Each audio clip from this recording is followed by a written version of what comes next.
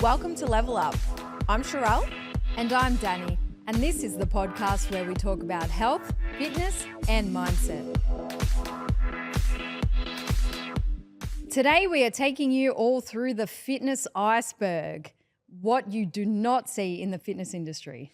We're going to do this in a couple of different levels. So if you guys can just imagine an iceberg, and I think a lot of people will resonate with the iceberg around like work ethic. We've probably all seen that one where it's like what you see at the top, and then there's this big iceberg underneath with all the things or all the work or all the stuff that you've had to do to essentially achieve that result. That's really what we're going to be discussing today. But obviously, as Danny said, from the lens of the fitness industry, the good and some of the not so good that we see on a deeper level. So we're going to break it up into some different categories today to make sure that everyone listening to this at the moment will be able to resonate with one of them.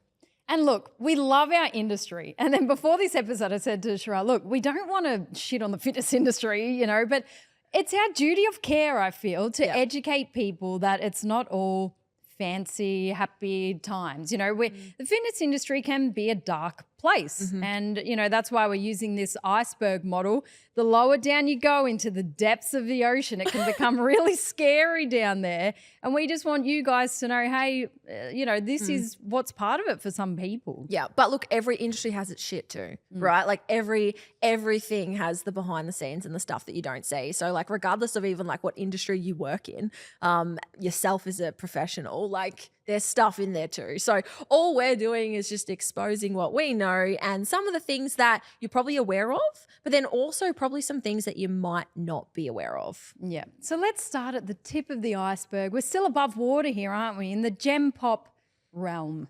Oh. Yeah. So before and after transformations. These are very prevalent, right? You see a lot of them, like the before and after, the 8-week cuts, the 12-week challenges. You see a lot of the physical side of the transformations, but even though they're so prevalent, some of the things that you don't see that happens behind those is that they pick the best ones.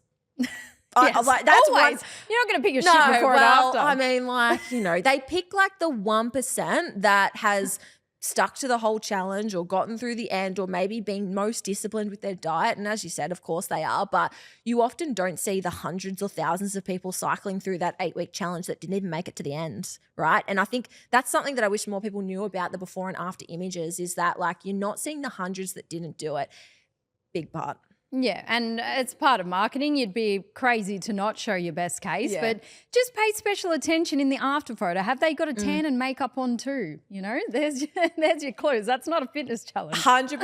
And posing and lighting makes a massive difference. And like most people like unfortunately edit their photos these days. Exactly. I was chatting with a client the other day, a new client, and she was telling me that one of her old coaches edited her before and after photos. Really? She pulled her waist out. For marketing? Yep, for marketing. Pulled her waist out and snatched it in on the after. Oh, so made it the before worse. She made it look worse. No, listen how That's fucked up this is. horrible. I remember being like, I am so sorry that happened to you because she messaged her, listen to this, she messaged her and was like, hey, I'm just not really comfortable that you did that. And she told her to get over it. No. Yeah, and she Sherelle. said, yeah, I know. I'm like, geez, I know there's two sides to every story, but this is pretty cool.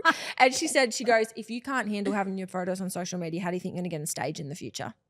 That's literally what she said to her. So like, obviously that's an extreme example, but I don't know. I hope that like coaches editing before and afters is like the minority, but it also like wouldn't surprise me. You see some stuff in the industry and like before and afters, I just think you have to really have a like look closely for them. Like look closely, look for the video testimonials, like look deeper than just the surface level as well, because it's not hard to starve yourself to look different in an after photo as well. Exactly.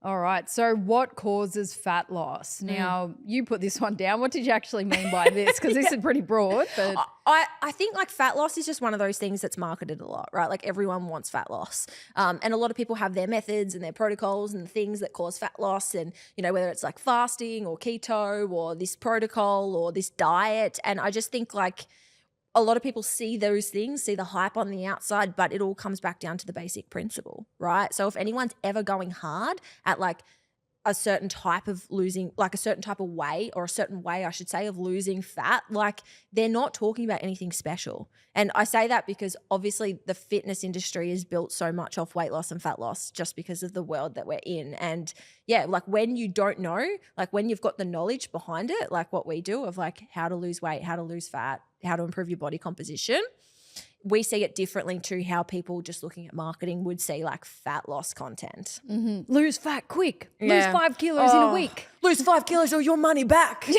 Gross. I just hate that marketing. Is that just me? No, we all hate it, man. Oh, we all hate it. But that's the stuff that's what we're talking about here right now. Like general population are very drawn and attracted to that because it's like, oh, that's guaranteed. Yeah. Right? It's guaranteed. And it's like, they just know that marketing approach gets hundreds of people in and maybe they refund, 50% to them. That's still probably worth it. So be careful. Like whenever anyone promises a certain amount of weight loss, how can they even guarantee that you need to lose that much? Yeah, exactly. Makes no sense to me. No. So look out for that. Group fitness. Now, I've got a soft spot for group fitness. It was the first fitness endeavor that I took on until I realized, hang on a minute, I'm sort of hurting myself a fair bit and I think I need a bit more one-on-one. What sort of group fitness did you do? Oh, but I'm competitive. So I started with the amazing Les Mills. Oh, didn't we? Sculpt, burn and tone. I love it. I love it. And I got to go to the Les Mills headquarters in Auckland and see how it's all done. And they're really making the changes for technique and watching everyone individually, which is awesome. But, back in the day, I had no idea what I was doing in the gym. Straight into group fitness. I'd see what the person next to me was lifting, copy them, hurt myself or just want to do burpees quicker than anyone and gave myself a wrist injury. You know, there's highs and lows for it.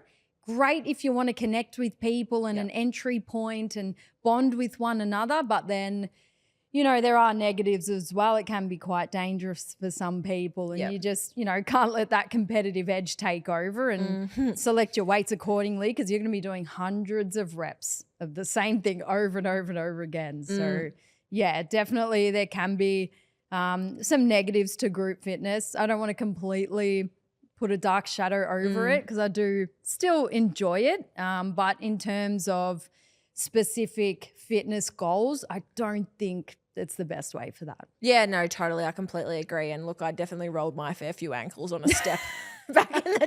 Do you know what? That's dangerous. You got to be careful. I just said, like, you're competitive on that step. How many times can I step off it? Yeah, look, it definitely serves its place. And I also think, one, don't like strength training and group fitness. I don't like that mix. Group fitness and strength training, in my opinion, shouldn't go together because you need proper rest periods between it. And like your setup's really important. You can't just jump in and out of exercises. It's not circuit training, it's strength training. So don't like it for that. But cardio-based classes, like I don't really see much of an issue with that. Besides, as you said, if people are like jumping around and hurting themselves and it's not done properly, then of course. But there was a really good podcast that I listened with Stacey Sims, who we've been fortunate enough to have on the show in the past. And she was on Andrew Huberman's podcast talking about group fitness particularly as well. And she was saying that from a different perspective, group fitness, as what we know it is marketed towards the demographic of women that are like in their 30s or 40s or 40s or 50s, I would say, that need to be doing proper strength training. For their body, that they actually need to be like, building muscle, building strength to preserve bone health and muscle mass, etc. And the worst thing that they can be doing is jumping around on a step or doing a Zumba class, right? So I think as well, like it's sort of like case dependent because it's not like it's bad, but for the wrong person, it sort of is, it sort of does depend. So I think more education about like what it's for, like you said, community, consistency, enjoyment, great, but still get your strength sessions in.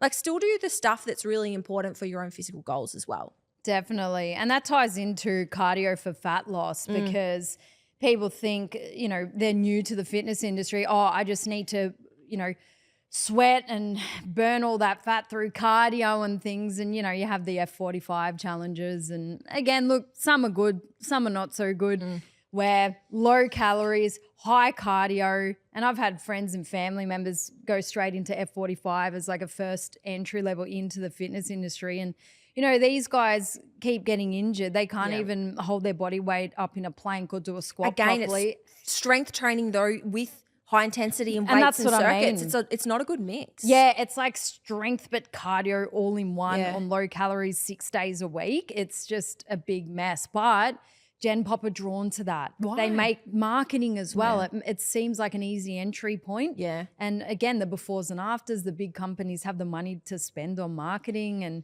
you know, people also want to be social and do it with others. So it just leads a lot of Gen Pop people into that situation, but they're the last people that need it. Absolutely. Yeah. Yeah. Anyone that's listening that, you know, maybe is in that bracket, that's like Gen population that, you know, enjoys your group fitness class and, you know, finds that an easier entry point. One thing I'd encourage you to look at is like boutique strength and conditioning studios, because they would often do like small group personal training, or like, I don't know what it's called, but like not like how many people can we get in a 30-meter squared room and like bounce around, but they'll put like, you know, 5 to 10 people in one room and they'll go through squats and they'll give you rest periods, etc.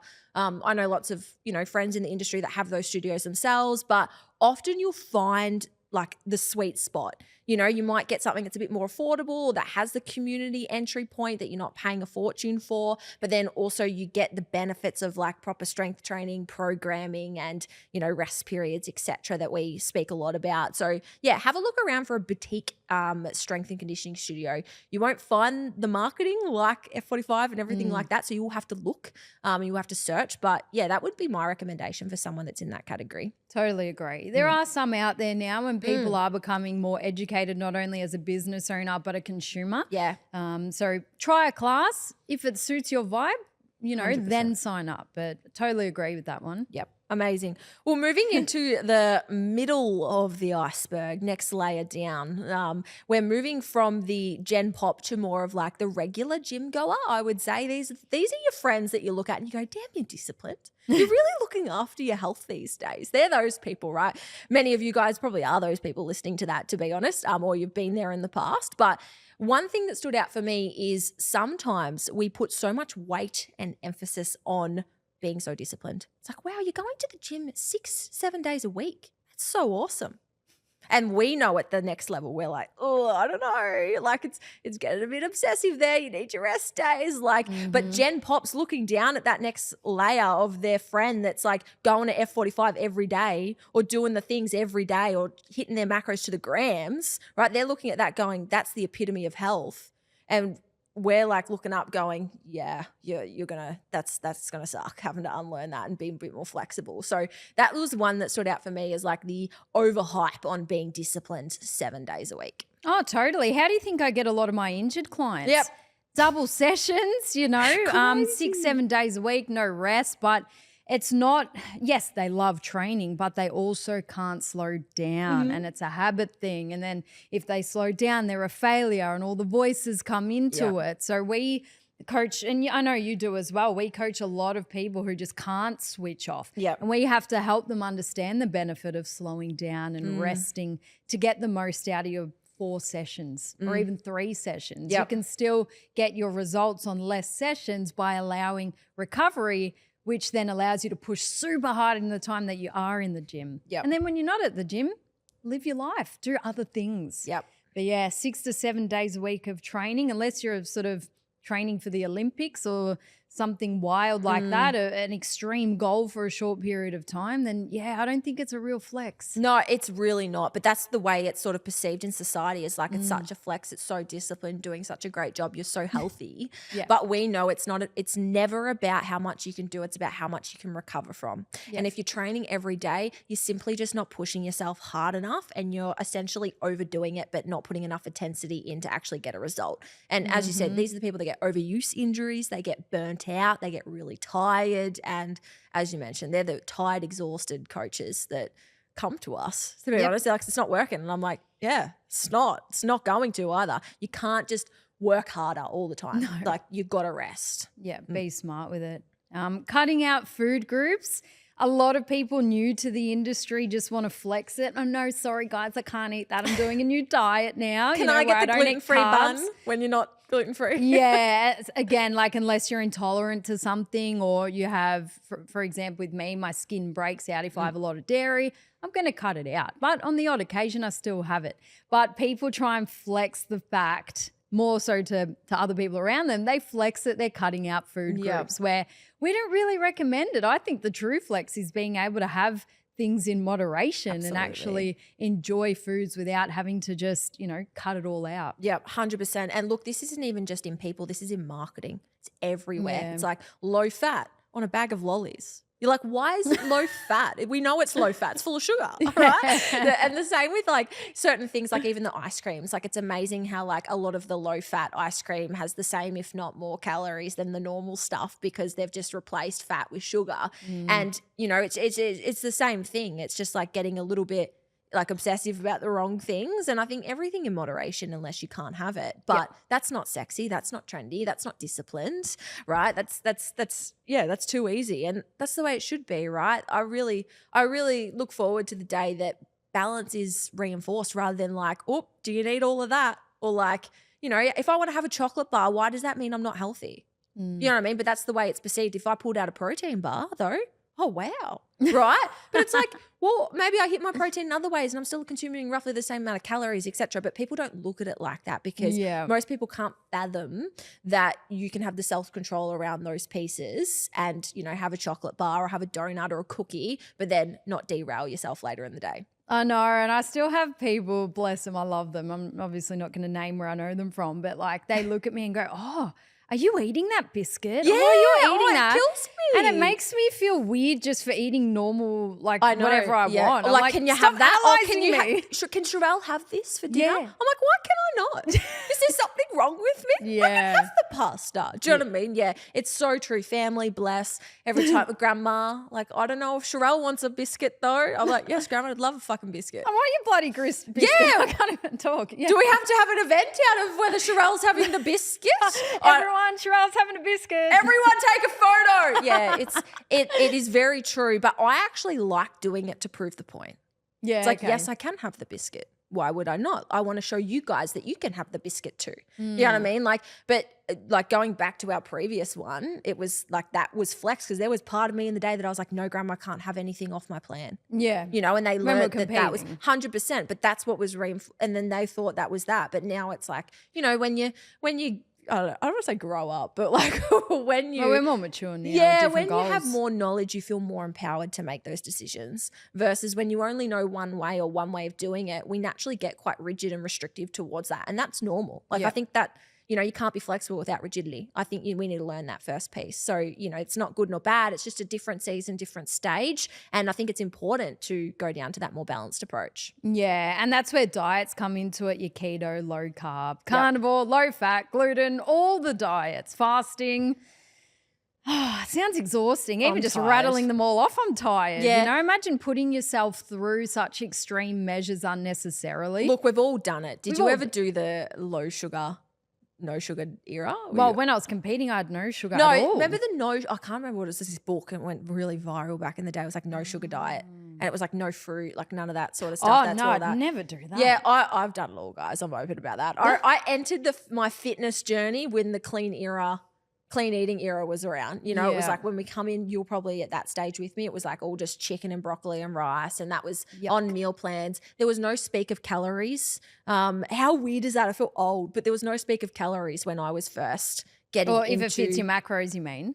Yeah. What about Jenny Craig had calorie? I remember Mum had a little calorie in the bodybuilding, it was just like, here's your meal plan. There wasn't really like questions around calories. Those things weren't discussed. And I've even gone back and looked at old meal plans that I've gotten and there's no calories or anything on them, but I've calculated and been like, fuck, I was eating really low calories. Yeah. Whereas now, like there's no way you'd give out a meal plan without calories on it these days. Like anyone wouldn't, no nutritionist, no one. So that was, that was back then and that was sort of what worked. And then slowly over the time, there's been more introduction, more noise, more information, and now we're just sort of fucking back at square one, I feel, where it's just so much confusion. Don't you reckon? Like everyone's so confused. I'm like, what? Jesus, the last 10 years, have we made any progress over here? I know. You're right. And it's just going around in circles. Yep. So yeah, don't diet unnecessarily. Don't do it unnecessarily. No.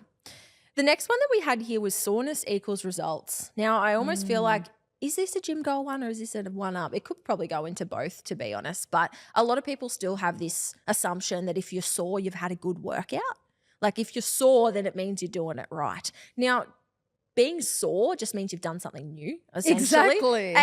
I don't know, but there's something nice about feeling sore, like in the right places. Like We if you've still done a like glute it. workout and my glutes are sore, that I'm like, I know I've hit the right places. That's how I sort of think it. Versus if you've done a glute workout and your back's sore, you know, you've probably done something wrong, right? But like it's a nice like reassurance that you're training the right muscles and probably applying a little bit of progressive overload to some degree, maybe.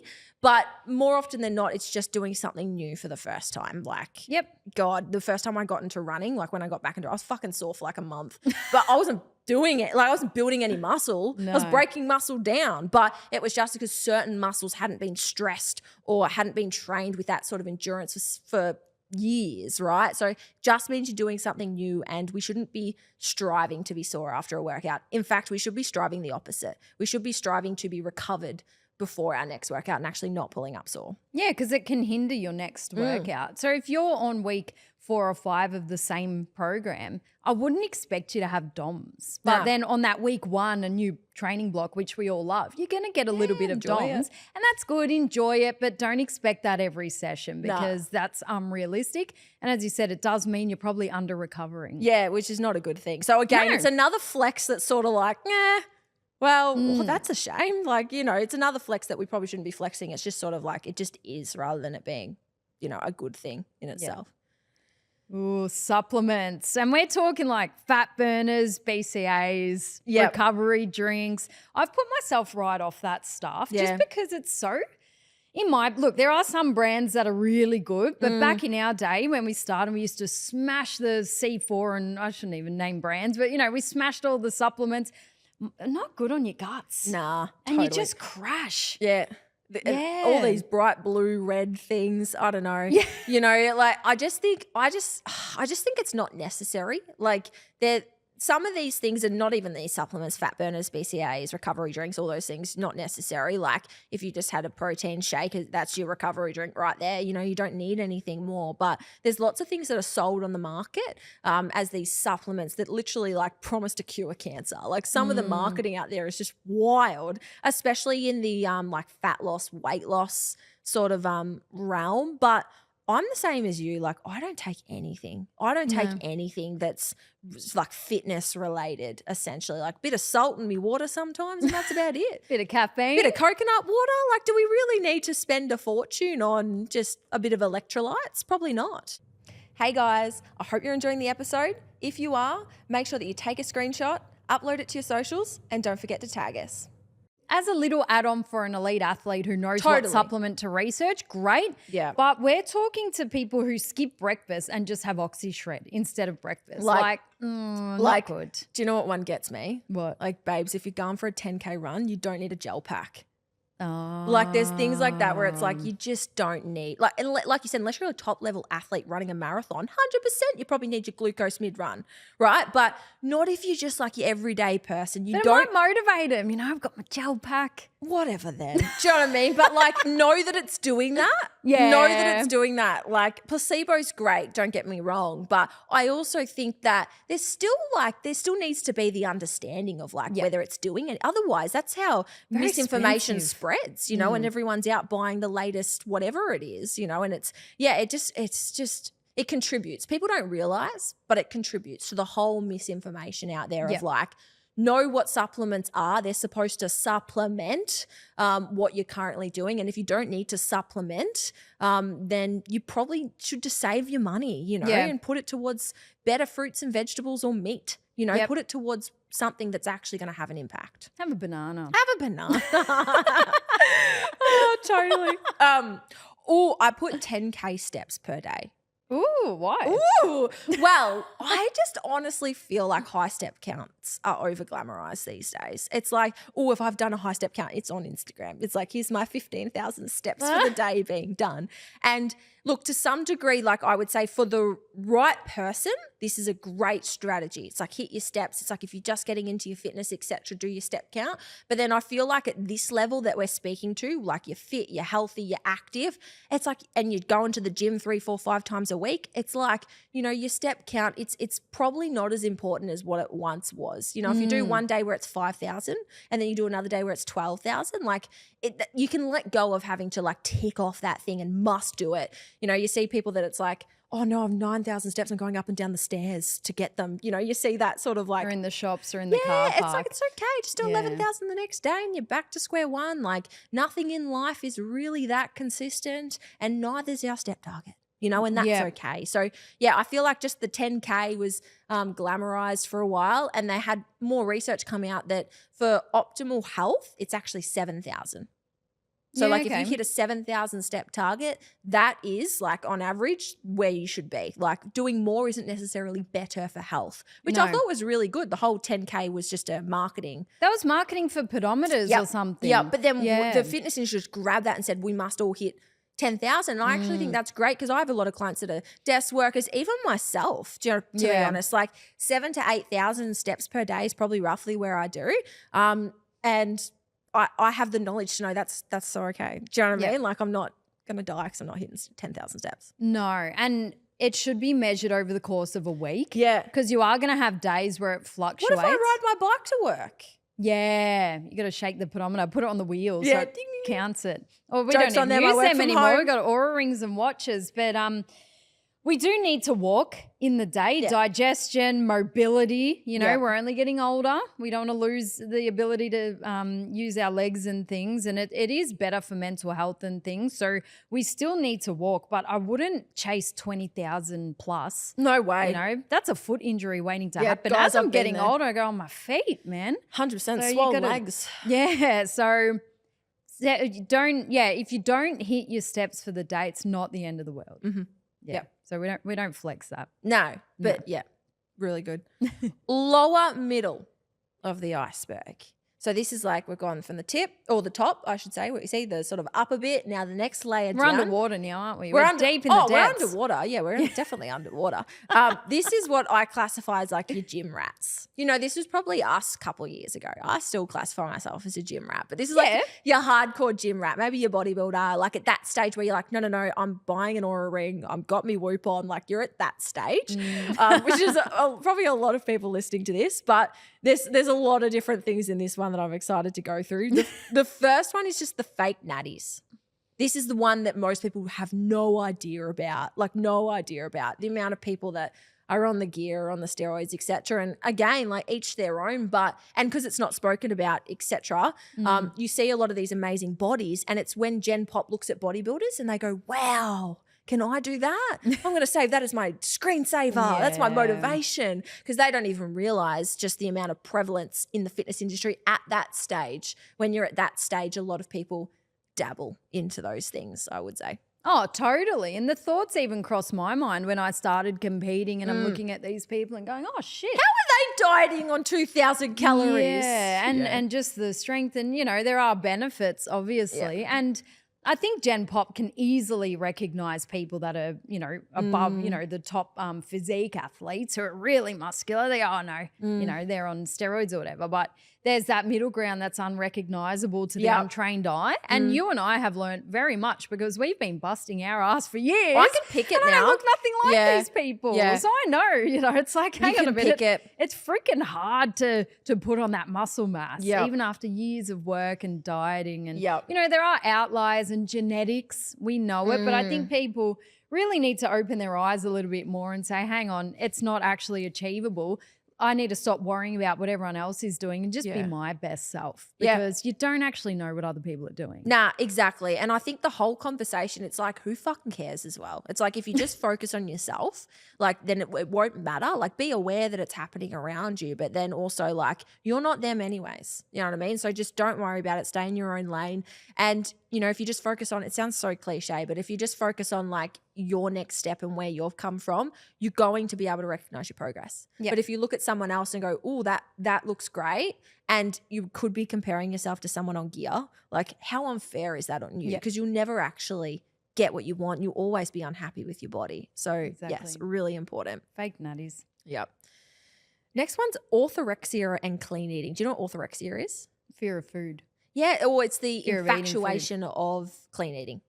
It's yeah, like, oh, can't not have anything that's off, like has to all be clean. Yeah, mental illness. Yeah, it's that sort of, but you know, I was actually reading about it and I was like, fuck, I reckon I've had that at one stage. I've seen your old food diary. Yeah, you did a sad face. It's not good. You wrote sad faces in there, I remember. Yeah. So, you know, I would say there's bloody a lot of people in the fitness industry that would, you know, fall into this category at this level where it's like you sort of do get a bit warped, whether it's like food fear is a big one of like, oh no, I can't eat chocolate, it's bad. You know, good food, bad food. Anyone that does that, like to that degree, like you can fall into this category. Not that you've obviously got a mental condition, but this is what it's categorized by. Yeah. And it's the whole sort of clean eating argument. Like I just think that is just, you know, it's coming back around, but it's just so overhyped and it's not a flex. Do you know what I mean? Like what clean food, what's dirty food? Do you know what I mean? Like it just brings this negative, toxic relationship with food that we've worked so hard over the last 10 years to rid, and it's coming back in, unfortunately. And it starts with the most simplest things of like how we speak about our body, how we label food, our relationship with our food, what we allow ourselves to eat, to not eat. It starts with that. So that's a big thing that I think most people wouldn't realize that can happen at that level once you start taking health and fitness too seriously. Absolutely. Again, it's not a flex to other people to only be eating clean. It can actually show signs of the inability to be flexible, and then some unhealthy attachments to food types. But when I was competing, I didn't eat sugar, rarely actually ate fruit, no chocolate, only I think because I did start to go down that path, but then also because I was macro counting, I didn't want to waste. I was so hungry. I didn't want to waste my calories on chocolate when I could eat something more voluminous. Yeah. So the only time that I've completely cut all that kind of food out for a long period of time was for the stage, and I achieved my purpose and my goal and I was happy with that. But no way is that sustainable. No. And it is not a quality of life that I would want to live forever. Having that fear around reintroducing those foods. It's not good. No, and it's sort of really like, it really does warp your perception. Like, you know how hard it is reversing out after a comp prep mentally. You know, it's the same thing. It's like trying to reintroduce balance is incredibly hard. Yeah. But that's the way a lot of people live for a long time. I think now the importance of knowing that that's important, like reversing out mentally and making sure you go out for dinners again and do those things slowly and gradually to handle the psychological aspect of it. That's spoken about a lot more. But there's also a lot of people that compete that just live like that. Don't compete, sorry. And they just live like that in that realm. That's where you need a bit of guidance and help. Yeah. If you do. Totally. Confusing natural traits or genetics with results. So this is that whole, like what you were saying, like that correlation versus causation, where you see people and you're like, wow, must be their training program. And a good example of this is like people that naturally have six packs, you know, and they're like born with a six pack and they're like, my 6-pack workout. And they're like flex, it gives me the biggest fucking ick. And I'm like, please don't pretend like it's the workout. I know. Do you know what I mean? Like, and it's actually called the swimmer's body illusion. So it's like, is it the training that makes the swimmer, or is it the body and the structure and the genetics that creates the swimmer or the athlete, you know? Because, you know, you look at any top level sport and they've all got certain characteristics at that level for that sport, whether it's swimming, NBA, tennis, like they've got characteristics, and genetics do matter. And a lot of people that are naturally, or a lot of people that naturally build muscle quite easily, maybe fall more into that mesomorph or whatever it might be, they tend to go into bodybuilding, right? Versus people that are naturally quite strong, they'll probably go into powerlifting, you know? So I think it's important to understand that sometimes natural traits and genetics, actually, or a lot of the time, natural traits and genetics have a big player. It's not always just about the training. Yeah, and if they're doing jump squats, that did not grow their glutes. Fuck no, it's a BBL, babes. Exactly. Oh God, that's another thing, isn't it? It's like, how? That's my how. glute program. That's how. It's like you look at their shitty core workout and you're like, it's not. You know, we know, just not. Yeah, yeah. Oh, inauthentic influences. Yeah. They're everywhere. They are everywhere. But that's one that, you know, obviously is very prevalent in the fitness industry. And unfortunately these days you just got to ask the question like, what's in it for them? You know, because there always is something. Like if anyone's promoting anything and it's not their own business, even if it is their own business, like we know what's in it for them, right? It's your business. There's always something in it. So you've always got to ask yourself, like whether the person promoting that supplement, that product, that workout, etc., like whether they're being genuine and whether it's a genuine thing to help others, or they're like practicing what they preach, they use the product, like that's important, or whether it's just like, you know, a quick grab. Because unfortunately, like, you know, there is a lot. It's a lot, right? And yeah, if their discount code changes once a month to a different product, it's a red flag. Oh, it kills me. It's like, actually, guys, I've gone off this supplement company and I'm over here now. Yeah, it's becoming less common because I think more people are cottoning onto it. Yeah. And it's not as effective as, like, influencer marketing is probably not as effective as what it was, you know, 3, 4, 5 years ago because of that reason. But yeah, it's still very prevalent. Yeah, and and we talk about this all the time, but just watch out for the people who don't actually have clients. They're just really loud on social media with a fancy camera. You know, do they actually work with clients? I think that's the number one thing that you can explore to get your answer. 100%. Yep.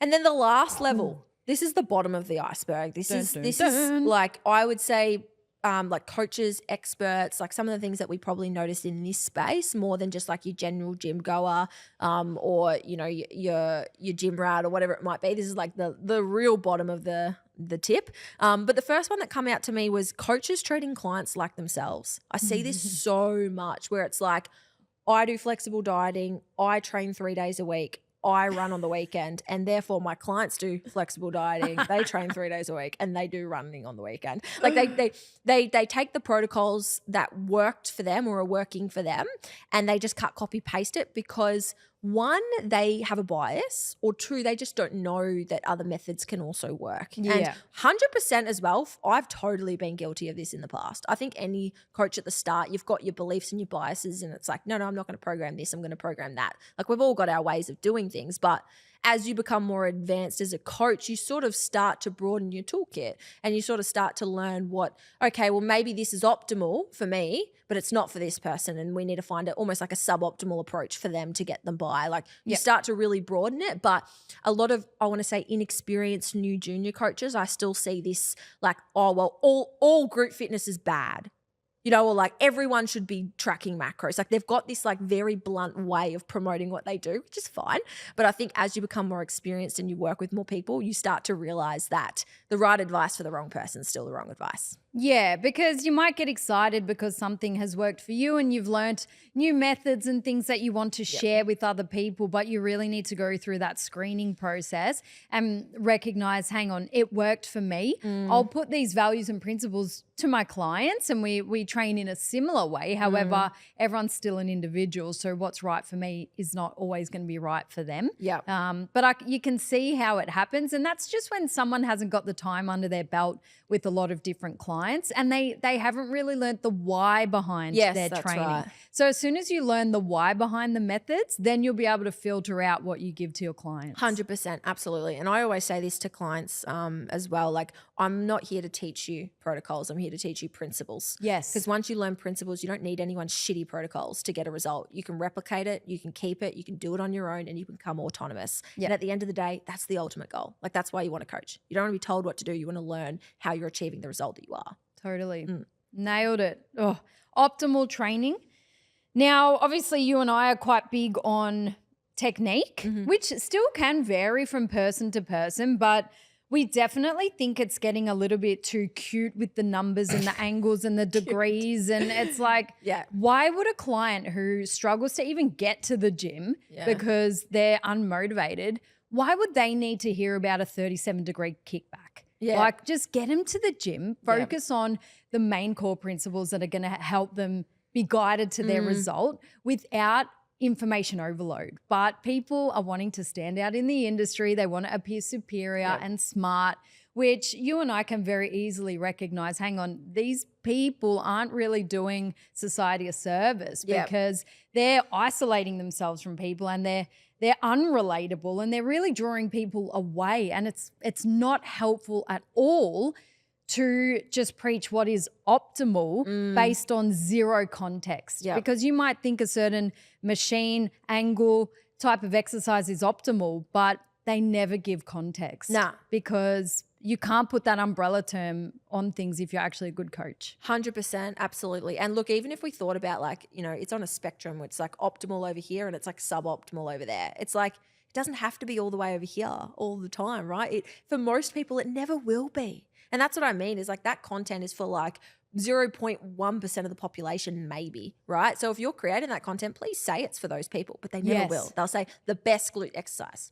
For who and what for? Exactly. You know what I mean? But they won't do that because it's, you know, marketing and it's not clickable. But, you know, most of the people are going to live like somewhere just suboptimal to the middle. And to be honest, it's like 95% of the population. It's not sexy. It's the basics. They work. And you just don't need to optimize everything. Like it's, as you said, it's just, it kills me because I'm like, it shows that you don't work with people. Yes. Like it's what it does. Yes. It's like, oh, you think that matters? You think that matters? That's what kills me. I'm like, geez, I'm gone. I'm out. I'm not even in your niche if you think that matters. I don't think anyone is in their niche. Nah. I think they're just, got a bit Fucking of just issues. problems on the internet. But yeah, the optimal training approach or just optimizing everything. Even that word gives me the ick. What does that even mean? Optimal for who? You know, that's the question. It's like for who and what for. For their ego. That's right. That's right. Yeah. And that sort of goes into the next point, which is not all experts are created equal. To be honest, like, you know, you can have an expertise in one area, but one thing I noticed is that with an expertise, often they cross over into other areas and they give advice onto the other areas that they shouldn't. You know, and one thing I appreciate people that have an expertise, they go, yep, in my experience and in my knowledge base and from my research, this is that, but I actually don't know about that. Yep. You know, and they'll really highlight their areas. But I do feel like, you know, most people would say, oh, but they've got a PhD, they've got an expertise, they must know about nutrition too. And it's like, no, they don't. Do you know what I mean? It's like people putting that in their doctors. They go, oh, it's a doctor. They must know what diet I should be following. And sometimes they don't. You know what I mean? So it's understanding that not all experts are created equal. And sometimes, like most of the time, you go to one person for one piece of advice, but they're not your go-to for everything. No, if you want the best results for your health and wellness, you should have a team of people helping you with different elements. Because if someone is spending time to try and be good at everything, they're mediocre at everything. You cannot be an expert at something where your attention is on other topics. It just doesn't work. Yep, So. nailed it. Nailed it. All right, coming to the end, or nearly, everything is business. Yeah, most people want to sell you something. Yeah. Look, times are tough in the economy. People want to make money and people put their values on the line for that, which does not sit right with us. And, you know, some people are getting good at hiding it. Others, you can read it from a mile away, but you just have to use your gut instinct and do a little bit of research before reaching out to someone for their help. Because at the end of the day, we're all about the law of exchange, giving money for a service. It's, you know, I would happily pay money to someone who's going to help me with something in life, but they have to actually care about me. Yep, And totally. there are a lot of people out there, unfortunately, who tell you what you want to hear and just try and sell you something for their benefit without actually caring about you. Yeah, like you said, the law of exchange, like in anything that we do, even in relationships, do you know what I mean? Like everything that we do, there's a law of exchange. It's like you're giving value in some way. It doesn't have to be financial by any means. It can be anything. You're giving value in some way and you're also receiving it. When that value exchange sort of gets outweighed, it's like, well, the relationship, the service, like it breaks down. Because like what's holding it together, what's binding it together. And I think like you just got to understand it. It's not good nor bad. It's just understanding that everything is. And I really love transparent marketing. I love transparent marketing when it's like, yep, they're selling me something. Thank you for being transparent, not being just like really awkwardly subtle. Oh, it's yuck. It's just like I just appreciate transparency in the industry because it's just hard to come by. Yeah. I never force someone to sign on with me. I just know. If you don't want to work with me, that's okay. Yeah. I'm not going to fight. The way it should be though. But like people are so like there's so much sales resistance in the world these days because in sales they teach you to push and stretch and it's fucking gross. Yeah. It's like, no, are you okay? Like, do you know how it works these days? It is. And it's like, I also think you never force a woman to do something she doesn't want to do. No. Ever. Like I'm gone. As soon as someone pushes me, I'm out. Yeah. I'm like fucking too clingy. Nah, gone. So, stage 5 clinger. Stage 5 clinger. So yes. And then the last one that's important in this space to understand, and we've spoken about this indirectly a couple of times, but everyone has a bias. And there's nothing wrong with that as well. Like I think people are like, oh, bias. It's like we all have beliefs and biases. I believe so strongly in what I preach. Otherwise, I would not preach it. But we have to also understand that everyone has biases towards their experience, their background, their education, their research. It doesn't make them right or wrong, right? And that's important because I can look at someone's content, argument, approach, and disagree with that. And we can both also be right. You know, it doesn't mean I need to download their reel and do a reaction and tear them apart and tell them how my bias is better than theirs. It doesn't matter at all because we both can be right. And again, it's like everything's a niche problem. Who are you speaking to? Maybe my audience needs different things to who they need. And that's really important because I've absolutely had coaches do that to me where they've stitched my content and said X, Y, and Z's wrong. And I'm like, wow, I'm fucking not speaking to your crowd over there. You know what I mean? Like, so actually you look like an idiot.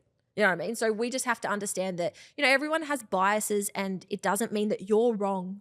And most people get angry when they feel like they're being threatened too. So if someone gets passive aggressive at you, they just feel their ego's threatened as well. So when we can just approach those conversations with maturity and understanding that we can all have our biases, we can all be right, we could all be bloody wrong. And I've been wrong multiple times and that's still okay. Yeah, it's important to keep an open mindset to change your bias as we learn and grow. You know, our thoughts and our knowledge will change and we'll work with different people and it's all a part of human evolution. So to be so black and white with your bias, particularly from early on in your career, you're setting yourself up for failure because the beauty of our industry is we are going to learn more and grow more and explore more. You need to be open to shifting your bias. And if someone challenges it, don't waste too much time and energy on them. Yeah, roll on. You know, we're always going to cop people going against what we say, but at the end of the day, we're here to help people. We get results with our specific clients and we just have to block out all the noise, but it's out there. It's 100%. Right at the bottom of the ocean. There, you don't see it, but There it just stabs you. But yeah, that's our fitness iceberg, right? And if you could imagine this on, you know, just a nice visual, maybe we can put that on there somewhere, nice visual. I know what an iceberg is. Oh, well, it's at the top and then it gets deeper and darker. That's where those weird fish are with like that's no right. eyes. Yeah, that's right. And That's look, sometimes optimized training coaches. exactly. The things at the top are really obvious, right? And a lot of people probably know those pieces. Not everyone, but a lot of people probably know those. But as you get further down, you can hear that, you know, you wouldn't know it unless you're in it. And a lot of the times, whether it's like in bodybuilding, in competing, or even just like, you know, even the stage we're at now as coaches, you just see things from the lens of your experience and you see them in a different way. And I'm sure in years to come, Danny will add another layer and we'll be like, damn, we thought we saw it all. And we were so wrong. Absolutely. So look, the industry is great, but just keep your eyes and ears open and go with your gut instinct on things. Yeah. If you're enjoying the podcast, please leave us a 5-star review and hit follow so you can stay up to date with our podcast every week.